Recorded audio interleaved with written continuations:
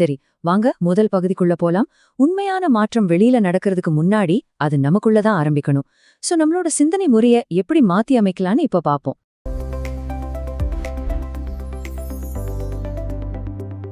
நம்ம சமூகத்துல தோல்விங்கிற வார்த்தைக்கு ஒரு மாதிரி கெட்ட பேர் இருக்கு.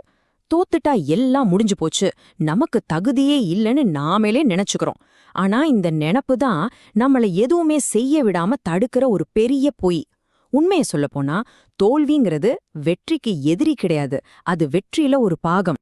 தோல்விய ஒரு முற்றுப்புள்ளியா பார்க்காதீங்க, அத ஒரு வழிகாட்டியா பாருங்க. நீங்க தோக்கும்போது அது உங்களுக்கு ஒரு டேட்டா கொடுக்குது. எது ஒர்க் அவுட் ஆச்சு, எது ஆகல, அடுத்த தடவை எதை மாத்தணும்னு.